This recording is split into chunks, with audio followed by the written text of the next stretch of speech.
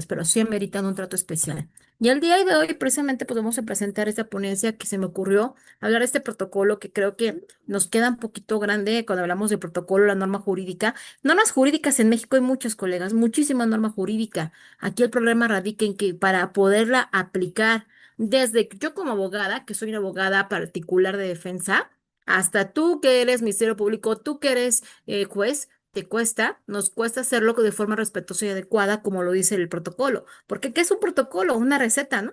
Pasos a seguir para poder llegar a este objetivo, ¿no? ¿Y cuántas veces existe el protocolo? Pero para poderlo aplicar está complicado. O sea, sí se nos complica porque no sabemos cómo hacerlo de una forma, quizá nos falta sensibilidad, porque ese es el tema también de los protocolos, el poder llegar a hacer esa sensibilización. Y más cuando estás abrumado, más cuando tienes un tribunal colapsado por tantos expedientes, tantos procesos judiciales, tantas causas penales, un ministerio público con tanta carpeta de investigación, con tantas solicitudes de tantas víctimas, ¿no? Cuando tienes un México colapsado como el que tenemos hoy en día.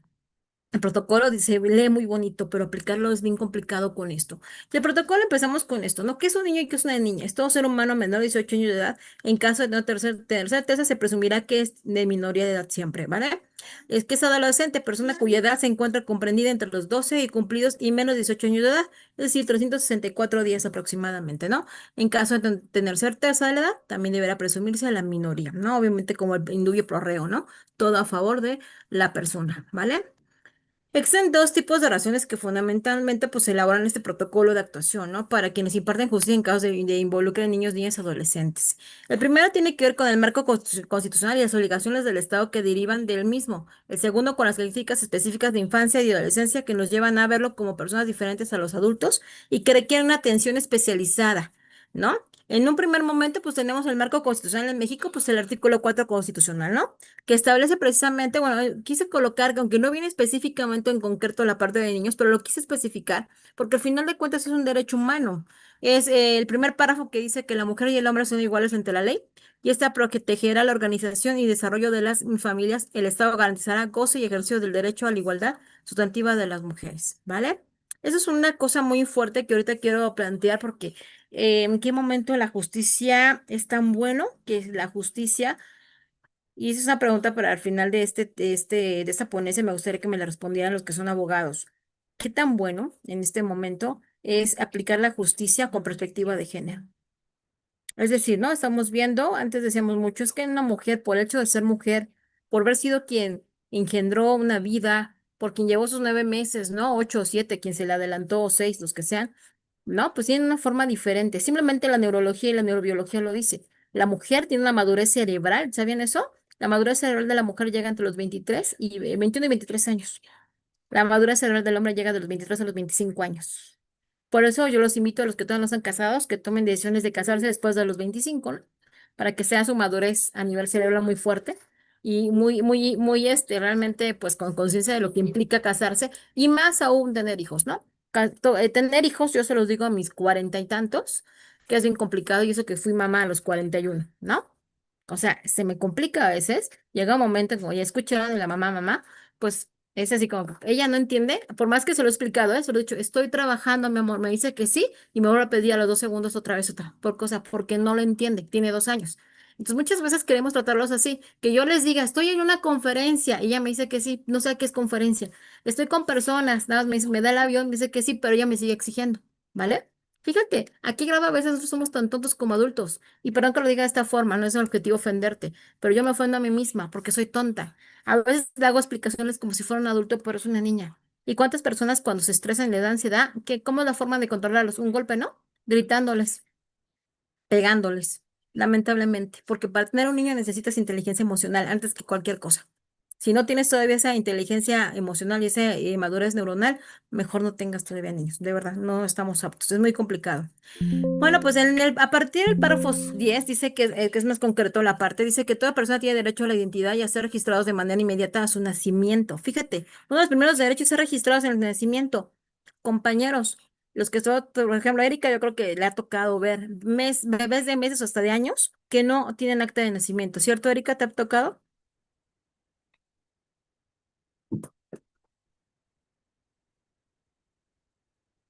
Sí, de hecho, este, en cuanto hay urgencias y les piden el acta de nacimiento, no la tiene más que, entre comillas, la cartilla. Que bueno, llega un Y momento en que dices, bueno, por ejemplo, un bebé que nació desde chiquito enfermo, pues ¿cómo le vas a hacer, verdad? No lo puedes egresar para registrar. Lo que debería ser un derecho, como es un derecho inalienable prácticamente, debería haber registros de civiles móviles de ir al hospital y registrar a los niños, ¿no? Debería estar escrito, pero sobre todo una cuestión obligatoria. Apenas el día de ayer, no sé si vieron las noticias, busquen ahorita en Google. Se encontró una niña de 2 años en el Estado de México, aquí en Ecatepec, deambulando sola, caminando en las calles. Unas personas que salen en un paro, precisamente ahí taparon la avenida y se dieron cuenta que esa niña andaba como que a ver dónde, o sea, extraviada. Y ya la mamá venía como loquita, pues buscando a la niña. ¿Y qué creen? Pues para empezar no se dio cuenta que la niña había abierto la puerta. Primer negligencia, ¿no? Ahí sí estamos mal. ¿Cómo que una niña tiene acceso a una puerta de entrada de zaguán? Estamos mal. Y número dos, no estaba registrada y la niña tenía 2 años. ¿Tú te imaginas qué hubiera pasado si se la roban? Es muy proclive la trata de personas, señores. ¿A qué nivel de ignorancia o de omisión de cuidado? ¿Qué creen que sea? Y por favor participemos. Me interesaría que la gente participe porque ese es el objetivo de esta ponencia. No me gusta dar ponencias donde hablo como loquita. Vanessa, Pedro, Nayeli, JSSL. ¿A qué nivel llegamos? ¿Es ignorancia o es negligencia? ¿Qué tanto se debe de obligar a los padres que antes de sacarlos de un hospital ya le registran a los niños? Y más con esta situación que estamos viendo en México. Estamos viviendo un momento de prácticamente de colapso a nivel de, una trata de personas, ¿no? Los delitos que más hay. Y los niños y bebés son proclives a trata de personas. Todo el mundo, los que no pueden tener hijos, o incluso los que hacen cosas muy malas como la pedofilia, ¿no? Requieren bebés, lamentablemente. Estamos en un mundo tan enfermo y estamos enfermos a nivel psicológico. Bueno, una vez lo dije hace varios años en el post en Facebook, me acuerdo, y hubo quien me atacó, me dijo que yo estaba mal, que cómo podía yo decir que no podíamos confiar. Me acuerdo mucho. Me dice, yo la sigo desde la Barra Nacional de Abogados, ¿no? Entonces, como que ese día desilusioné a este pobre seguidor, era un muchacho, recuerdo. Y sí me dijo, no, yo era su fan y me acaba de defraudar. ¿Cómo se atreve a decir que no podemos confiar en nadie, en un abuelito, en un tío, en dejar a los niños? Híjoles, pues no, no podemos. Eso ahorita hace 5 o 6 años, ¿no? Entonces sí me lo dijo de una forma que dije, ah, caramba, sí estoy muy, muy, muy enferma mental yo. Pero ahora lo vemos, señores, lamentablemente, ¿no? Y dos, desaparición forzada, otro delito que lamentablemente se empeora cuando tenemos un niño registrado, ¿no? Entonces, fíjate, uno de los primeros, ¿cómo se llama? Derechos y obligaciones, padres, es el registrar a un niño que tenga identidad, ¿no? Súper importante.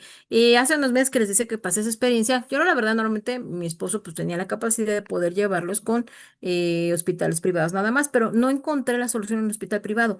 Me daban el avión y ya que lo llevo a un hospital público me dicen que los videos que yo grabé, porque los bebés son impredecibles, los llevaba al doctor y ese día estaba perfecta, dormía bien, no, o sea, era una niña diferente. Y nada más estaba en mi casa y empezaba a hacer cosas raras. Entonces mejor empecé a grabar videos, ¿no? De cómo se estaba moviendo, de cómo dormía hasta 20 horas seguidas. Entonces se los llevo al hospital público y me dice que sí, había algo que teníamos que alertar. Entonces se queda retenida en urgencias.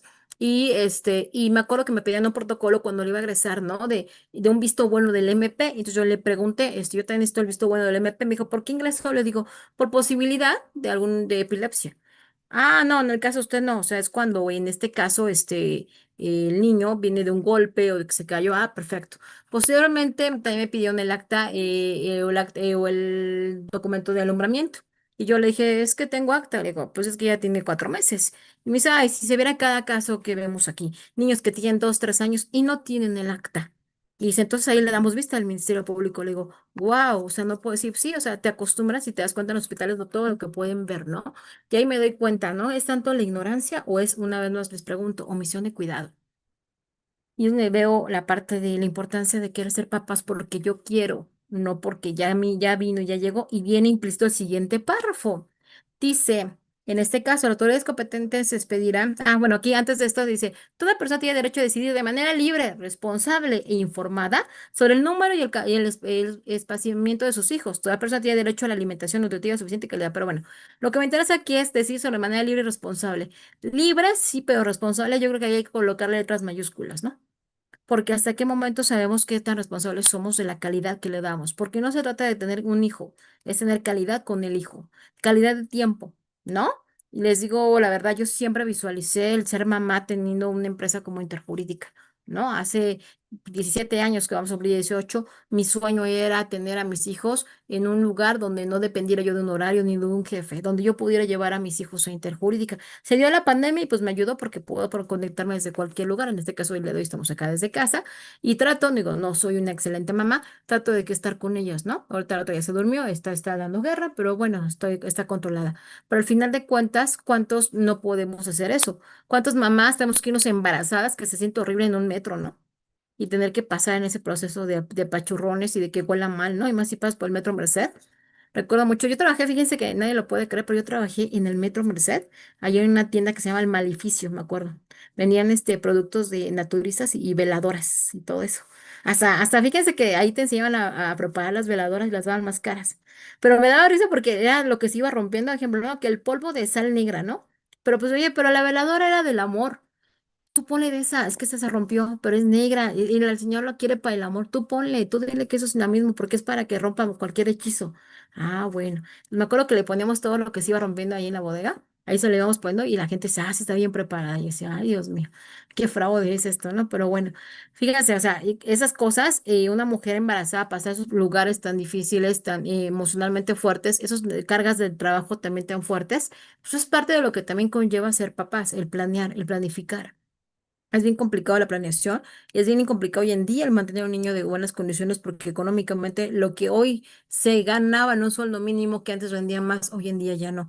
Sí, aumentó el salario mínimo, pero también aumentó la inflación, que es algo que no hemos visto, ¿no? Hoy en día el ir a una escuela pública, decías, mi hijo tiene suficiente educación y conocimiento adecuado para poderse defender. Hoy en día no, señores. Lamentablemente hay que buscar una alternativa adicional de cursos y talleres especializados porque sabemos que a nivel de educación la SEP está pésima. Estamos pésimos. Y han dejado mucho la SEP, la capacitación, la educación, a manos de la iniciativa privada, lamentablemente. ¿Y qué pasa con la iniciativa privada? Yo soy iniciativa privada y a lo mejor me echo, ahora sí que me disparo en el pie, ¿verdad? Pero no nos ponen estándares de calidad, señores, ¿no? Por ejemplo, les voy a poner, creo que muchos de ustedes saben que aquí formamos peritos. ¿Cuál es el estándar de calidad interjurídica? Los que yo puse en mi reglamento. ¿Y cuáles son los estándares de calidad que tengo en el reglamento de interjurídica?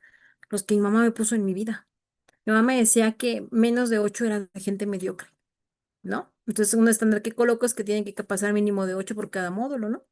El que yo vi, ahora que yo estoy ahora en audiencias, me doy cuenta que es lo que preguntan, piden los jueces. Y me doy cuenta que lo único que tiene que saber el alumno es tener oralidad, saber expresarse bien, saber defender con bibliografía lo que me está diciendo.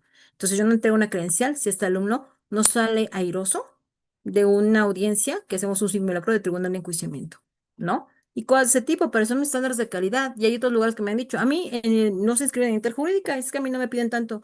En otros lugares no tengo que ir ni a prácticas. Es más, si no quiero, no me conecto. Nada más veo los videos y me dan mi credencial de perito. Ay, bueno, pues qué bueno, en Quin Interjurídica no te los voy a dar, si no vienes a 5 prácticas como mínimo, presenciales conmigo y que valoremos que estés al 100. Si no, de lo contrario, no te puedo emitir un documento que se te puede hacer un problema legal porque se te puede iniciar una carpeta de investigación por no tener conocimiento de lo que intentas sustentar ante un tribunal de enjuiciamiento. Entonces, fíjate, ¿no? Toda esta responsabilidad que conlleva un niño que hasta a su formación mínima universitaria tienes que tener esta posible dedicación o saber si vas a poder sostener este proceso, ¿no? Otro punto importante es que la autoridad competente expedirá gratuitamente la primera copia certificada del acta de registro de nacimiento, párrafo adicionado en el año 2014, y aquí como se los colocó, ¿no? Sin embargo, no hay una obligatoriedad de registrar antes de salir del hospital, lo cual lo veo muy mal, porque inclusive hay papás que prestan o se prestan para que sus hijos puedan ser de alguna forma venidos de forma clandestina, ¿no? Lamentablemente.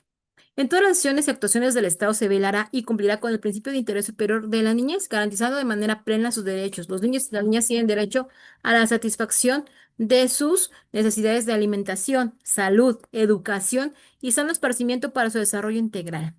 Sano esparcimiento. ¿A qué se refieren con sano esparcimiento, compañeros? ¿Quién me quiere ayudar? ¿Cómo qué podría ser un sano esparcimiento?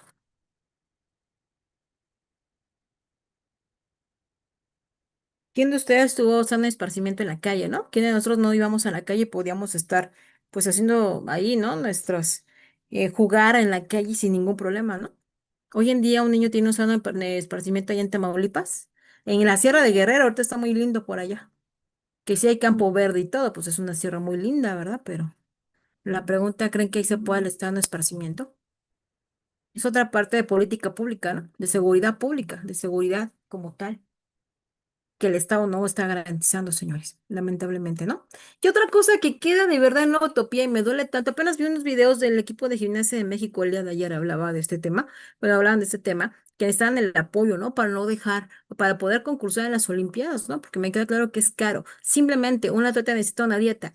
Tuve el placer hace 5 años de defender a un atleta en la de la breca olímpica, que bueno, ya no llegó a las Olimpiadas por la misma situación de los procesos, pero es un chico que su papá, bueno, fue clavadista, él y era clavadista, un niño muy disciplinado en ese sentido, que sufrió acoso, de hecho fue como tal corrupción de menores de una niña, de una chica de la Universidad de la UNAM. Él era de la prepa de la UNAM escrito, y como estaba, tenía pase directo, y como era del equipo representativo de los clavadistas de la UNAM, tenía pase directo a la UNAM, y bueno, tuvo un tema por ahí. Este chico, su papá, la verdad, era pues era maestro en la UNAM también, pues sí le costaba mucho, ¿no? La cuestión económica de poder sostener su dieta, porque no se le puede dar la misma comida que sus hermanos. Entonces, esto no. ¿Sabes cuánto le daba la UNAM? Bimestralmente 2,000 pesos, ¿no? Eso no alcanzaba para nada, pero para nada. Y bueno, y la posibilidad de que podías estar haciendo sus prácticas en la Reca Olímpica, era todo. Uniformes uno al año. Y cuando se iba a Europa, por ejemplo, en Europa hubo un concurso que no se lo pagaron. Su papá tuvo que vender el carro. Ellos se pusieron, su hermano se puso en las vacaciones a meserear. Él también se puso a meserear para conseguir, para tener una semana de ya de viáticos y comida y todo, para poder ir a concursar, ¿no? Y le quedara pues obviamente ese proceso para poder ir a las Olimpiadas. Lamentablemente ya no pudo ir porque no hubo dinero para seguir con los procesos, ¿no? Y aquí viene el siguiente punto, ¿no? Dice, este principio deberá garantizar el diseño, ejecución y seguimiento y evaluación de las políticas públicas dirigidas a la niñez. Los ascendientes, autores y custodios tienen la obligación de preservar y exigir cumplimiento de estos derechos y principios. El Estado otorgará facilidades a los particulares para que coadyuven al cumplimiento de los derechos de la niñez. Párrafo adicional. Fe de ratas. El párrafo del diario oficial del 12 de abril del 2000. Toda persona tiene derecho al acceso a la cultura y el disfrute de los bienes y los servicios que presta el Estado en la materia, así como al ejercicio de sus derechos culturales. El Estado proveerá los medios para la difusión y desarrollo de la cultura. Cultura. ¿Cómo cuál podría ser la cultura? Me imagino que se refieren a aquellos conciertos en el Zócalo de la Ciudad de México, ¿no? ¿Podría ser cultura? Pues podría ser parte, parcialmente, ¿no? Pero a mí me gustaría saber si que consideran que el teatro y todos los teatros tienen acceso a la gente de forma gratuita. No, tienen una inversión. Hoy en día cuánto cuesta por ejemplo, ir al Tenorio Cómico? Yo la última vez que fui fue hace 5 años y costaba el boleto 1,500. Hoy en día, ¿cuánto costará? ¿2,000 por persona? ¿Realmente alcanza para poder 1800, ir 4 miembros? ¿Cuánto, Erika? 1800. 1,800, mira, por 4 personas, ¿no? Básicas de una familia básica de México. Son 8 por 4, 32, serían 7,200, ¿no? Más los refrescos. 8,000 pesitos para 2 horas de diversión. ¿Consideran que tenemos esta posibilidad? Complicado, ¿no? ¿Cómo le enseño cultura a mi hijo cuando no hay el dinero? Bueno, vamos a teatros más económicos, de 400 y de 500. Es más, vámonos al cine, que es más paupérrimo, ¿no? ¿A cuánto está el cine ahorita? ¿Como 150, 120? 600 pesos. Hay gente que 600 pesos come 3, 4 días, ¿no? Y eso sin pedir el paquete combo, ¿no? Porque el puro combo vale como 350, ¿cierto? Pues fíjense a qué nivel estamos a nivel constitucional, pero a qué nivel estamos a nivel real. Porque una cosa es la utopía, señores. A veces la constitución, perdón que se los diga con todo respeto y me duele mucho, se los juro que sí. Me duele mucho decirles que es utópica, lamentablemente. Quien la redacta, me queda claro que habla desde un punto de vista tipo holandés, tipo europeo, pero no mexicano, ¿no? Tipo idealista. O se drogan antes de ver la realidad de lo que pasa en México. Porque hoy en día yo no veo en ningún momento que el Estado esté invirtiendo en esto. ¿Y qué creen? La cultura es prevención delictiva. Por ahí el doctor Andri, que tuvimos el gusto de escuchar hace unos días en esta su primer ponencia, me invitó un día, me acuerdo mucho, a una serie de actividades que hizo sus chicos de justicia para adolescentes precisamente, y uno de ellos estaban actuando, actuó muy padrísimo, recuerdo mucho. Entonces yo vi a unos muchachos desarrollándose en una clase de teatro, yo no vi a gente en un proceso jurídico, cumpliendo una sentencia jurídica, no los vi así, los vi con otra perspectiva, porque de verdad, si esta cultura la habían tenido antes, a lo mejor nunca hubieran pisado un lugar como este.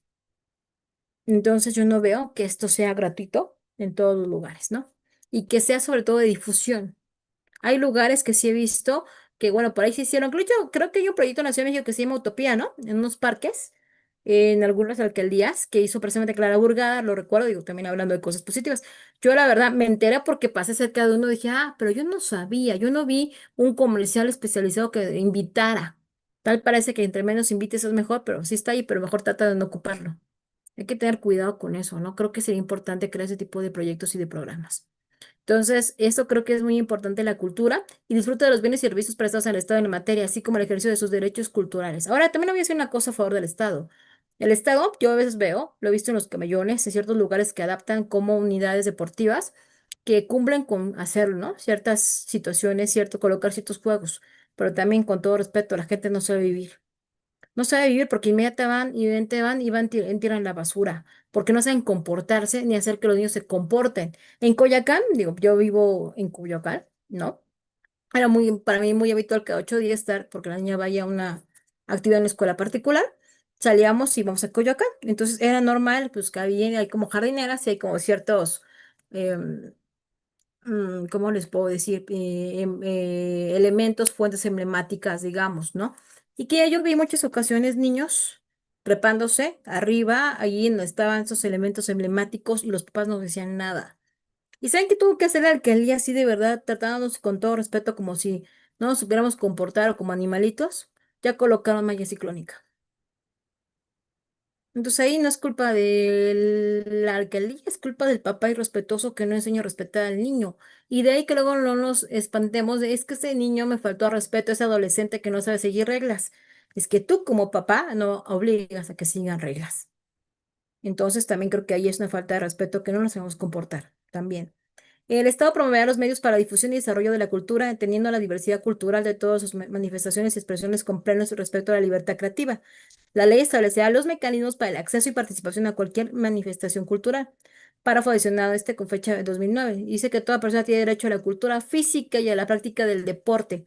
Corresponde al Estado su promoción, fomento y estímulo conforme a la ley en la materia.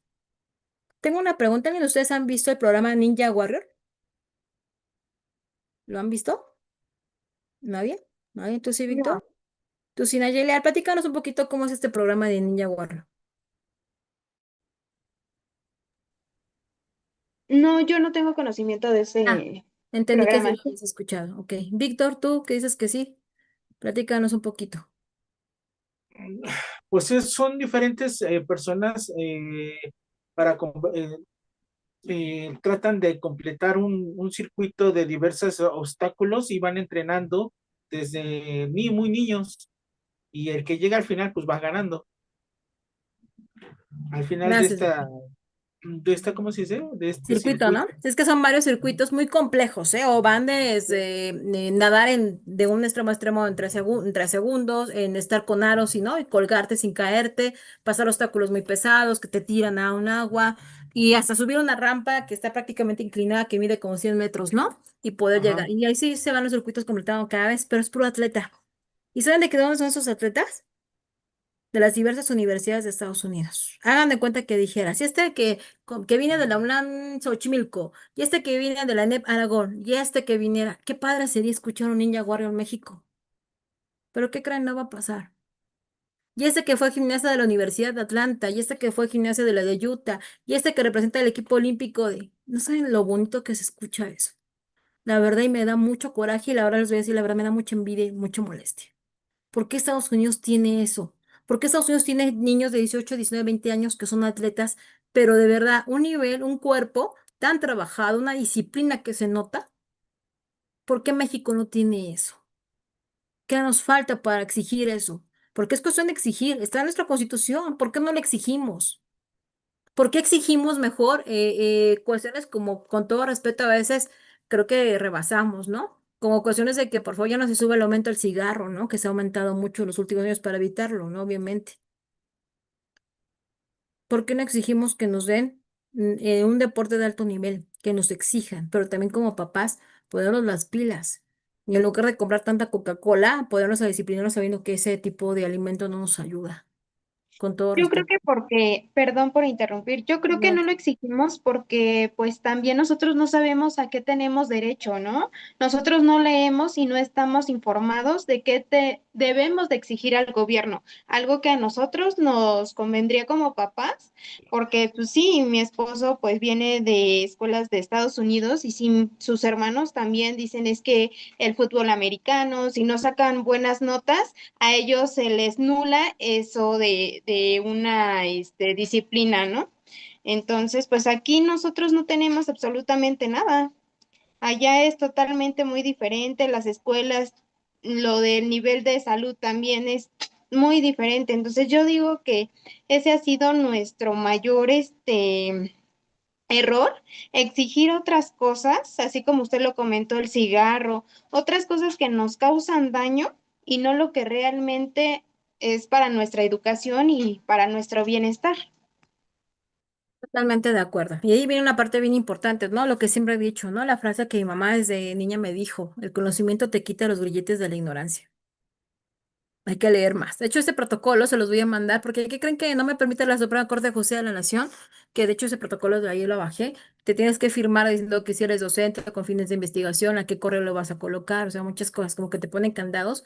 No sé por qué ahora es eso, pero bueno, se los voy a mandar y ojalá que lo puedan leer, porque viene muy sucinto esto que el día de hoy voy a presentar por el tiempo que es muy pequeño, ¿no?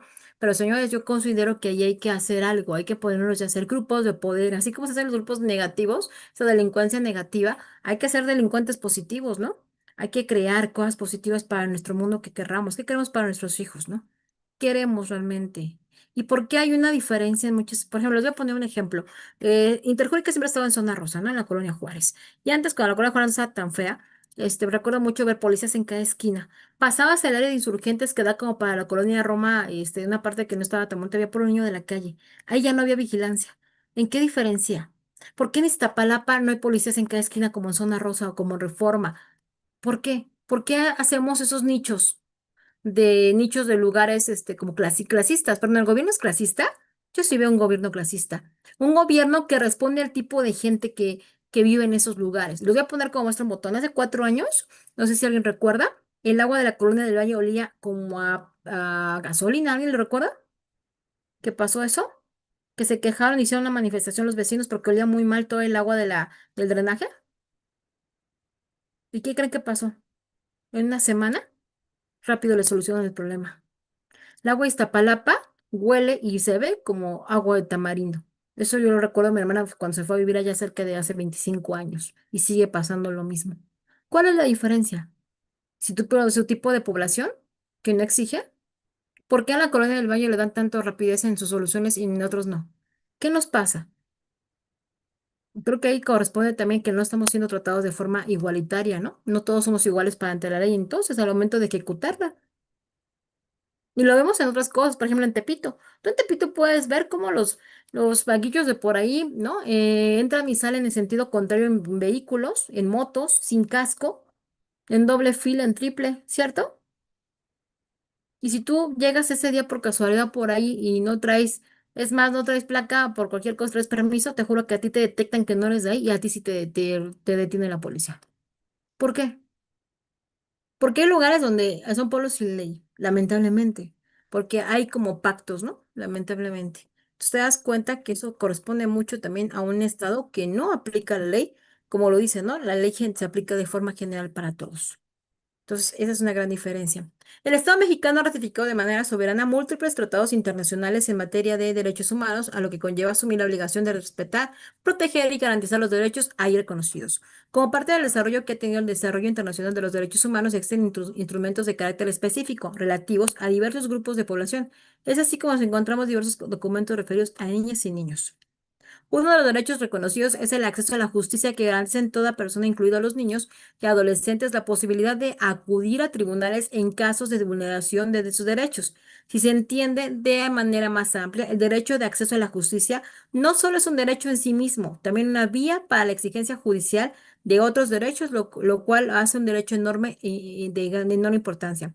En ese contexto, la Suprema Corte de Justicia de la Nación, en el expediente de varios 912 diagonal 2010, dice que se determinó que todos los jueces mexicanos deben de llevar a cabo un control de convencionalidad ex oficio en el marco de sus respectivas competencias, abriendo la puerta para un control difuso y para que los jueces del país ajusten el actuar de toda autoridad de acuerdo al marco normativo del fuente local como el del, y obviamente, el marco internacional.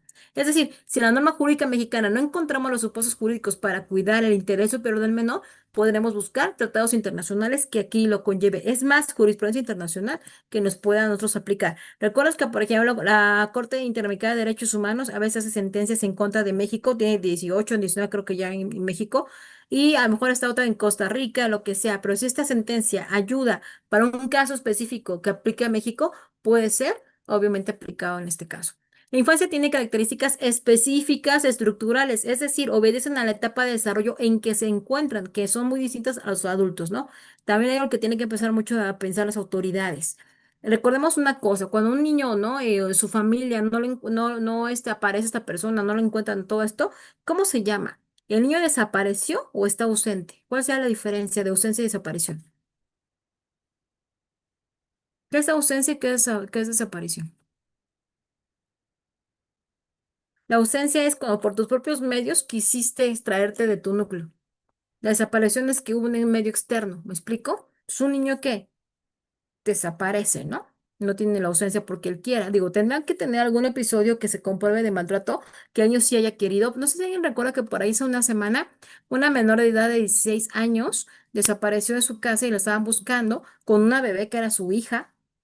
Y ella misma en un video dijo que ella quiso irse de su casa porque su papá lo que quería era deshacerse del bebé, que le decía ya lo que no le gustó a ella es que su papá hacía que ella se durmiera con ella y con el bebé y él en la misma cama, que eso no le gustó, ¿vale? Yo me pregunto, una niña de 16 años ya con un bebé, una misión de cuidado, dos, ¿de quién es ese bebé?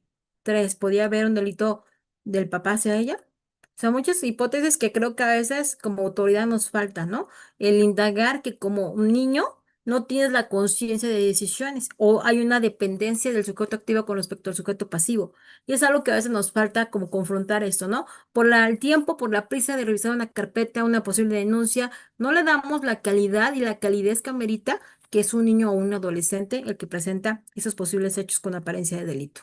Si esas características no repercutían en forma en que un niño o un adolescente participa en un proceso judicial, estarían irrelevantes. Sin embargo, lo que ocurre es que sí impactan y de manera determinante en cómo participa, en la forma en que rinde su testimonio o cómo lo procesa o cómo sabe, saca conclusiones.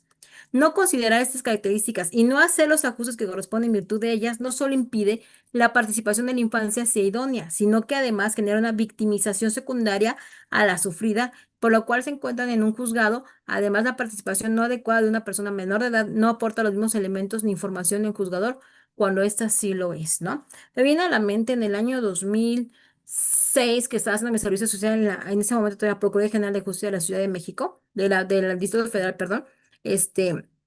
Me acuerdo mucho de un caso de una señora que yo estaba en el área de dictaminadoras de asuntos no penales. ¿Cuál era el objetivo de esta área? No sé, porque llegaban las carpetas de CAPEA en ese tiempo, que hoy es FIPEDE. En ese tiempo se llama CAPEA, que era el Centro de Atención a Personas Extranjeras Ausentes. Y ahí no las emitían para hacer el no ejercicio de la acción penal y mandar a esa reserva. Nosotros lo que teníamos que ver es que dentro de estas averiguaciones previas, esto era revisar que las actuaciones o los actos solicitados del MP se hayan llevado a cabo, se hayan tenido contestación a los diversos, por ejemplo, organismos que giraban los escritos, y pues ver que han hecho las diligencias pues para llegar obviamente a la verdad, y si no pues se pueden archivar. Entonces recuerdo que se tenían que hacer objeciones. ¿Qué es objeciones? Decir, MP, no te la puedo permitir que la archives por esto. Como o sea, me dices que quieras un escrito a CEMEFO, pero en ese tiempo CEMEFO, pero no te contestó, entonces no puedes mandar el archivo cuando no has tenido ni contestación, no seguís la diligencia, ¿no? Y una señora llegó muy angustiada. Ese día era la toma de la presidencia, me acuerdo mucho de Felipe Calderón. Y ese día mi jefe, digamos, por así decirlo, pues no estaba, iba a estar ya en la Cámara, junto con la directora de atención a víctimas, que fue la que creó el área de atención a víctimas de la Procuraduría de la Fiscalía, Bárbara Illán, tuve la fortuna de conocerla, que fue la que creó todos los centros de atención a víctimas de la Procuraduría General de Justicia, y se iban a ir a la Cámara para la protesta, porque en ese momento iba saliendo Bernardo Bates. Entonces, la señora llega muy angustiada porque quiere ver de qué forma pueden auxiliarla para que otorgue el perdón su hija, sus dos hijas por el delito de violación, dos niñas, dos menores de edad. de 8 y 6 años violadas por su expareja. ¿Cómo pasaron los hechos? Me dice a mí, mira, yo me tengo que ir, hazme un favor, Gilda, sube al piso 2, que es donde está el de delitos sexuales, dile al MP que por favor la señora viene de Puebla, venía de Puebla, la señora lo que dice es que ya no quiero venir, número uno, yo no tengo dinero para estar pagando, yo todavía no vivo en la Ciudad de México, me tuve que llevar a mis hijas de aquí porque la familia de él nos está amenazando, nos amenaza de muerte, mis hijas no quieren saber nada de la ciudad del DF, ¿no? Que estamos en Puebla con mi mamá y el hecho de venir de allá para acá es económicamente es dinero. Dos, daño, fíjate, psicológico, nada más saber que iban a la terminal las niñas, tenían daño psicoemocional, saber que venían acá a la fiscalía y que dice que aparte de todo, vas a ver al MP, que el MP le dijo que pues le checaba a ver qué día le daba audiencia, ¿no? Porque no le habían dicho nada de la carpeta y ya la averiguación para lo que quería era ya dejar esto. Voy con la MP, le digo, señora, pasa esta situación, me está diciendo el licenciado, el licenciado Viveros, que si por favor me puede dar cita para el siguiente lunes, lo que queremos es ver su averiguación previa y la señora lo que quiere es otorgar el perdón, pero usted sabe que no se puede otorgar el perdón, son menores de edad, se tiene que seguir de oficio, porque recuerden que los delitos contra menores de edad son de oficio, no necesitamos una querella y no se puede otorgar el perdón. Entonces le pido por favor me dé una fecha. Me dice, pues dígale que el lunes a las 10 de la mañana la veo. Ah, porque la señora también me interrumpe y dice, dígale que sea a las 9. Era la señora como muy indígena. Y entonces le digo, dice que sea a las 9 porque tiene que tomar su camión temprano. No, yo a las 9 llego y todavía tengo que desayunar. A las 10 la veo. Bueno. Se hace la diligencia, recuerdo que ya cuando yo llego de mi escuela, haciendo el siguiente lunes, llego a la escuela a hacer mi trabajo social, está la abogada que lo representó a la señora, y entonces la abogada baja muy enojada y dice, necesito, licenciado Viveros, que haga algo. Esta MP es muy, muy grosera con la niña. Dice, mire, le pregunta directamente, porque a una de las niñas la violó vía oral, y a otra niña sí la penetró. Era un tipo de, se dice que más o menos cuando la pesaron, dice ahí la anotación pericial, que dio la vuelta a la báscula. Las vueltas son de 120 kilos, entonces pesaba más de 120 kilos el tipo. La mamá tenía la mala costumbre que como el señor llegaba de trabajar, pues según cansado le decía a las niñas, sóbale los pies o sóbale la espalda". Luego la señora se iba a trabajar, pues yo me imagino que el señor se activaba y las llegó a violar, ¿vale? A las dos. A la niña de 6 años la abusó y a la niña de 8 años la violó. Entonces, cuando le dijo, oye, le pregunté directamente al MP, ¿el pene del señor estaba erecto? Y la niña no sabe qué es erecto. Entonces la señora, la abogada le dijo, permítame explicarle, mira, bebé, hace cuenta que estaba chiquito y se hizo grande. Entonces, a ver, no, abogada, usted no puede intervenir. Usted ya le está induciendo a la respuesta.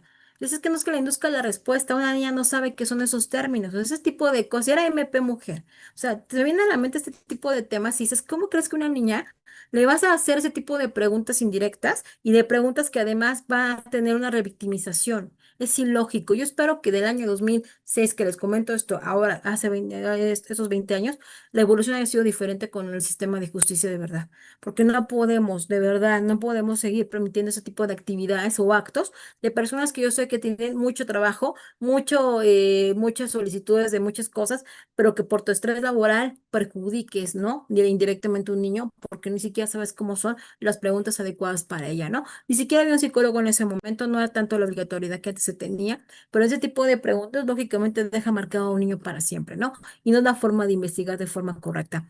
No considera esas características ni no hace los ajustes correspondientes en virtud de que ellos no solo impide que la participación en la infancia sea idónea, sino que además genera victimización secundaria a la sufrida y por la cual se encuentran en un juzgado. Además, la participación no adecuada de una persona menor de edad no aporta los mismos elementos ni información del juzgador que cuando éste sí lo es. Este protocolo está fundamentado en la pluralidad de fuentes jurídicas, por supuesto de origen interno y también de origen internacional. A partir de la reforma del artículo 1 constitucional, ha pasado a formar parte de nuestros ordenamientos internos. ¿Cuáles son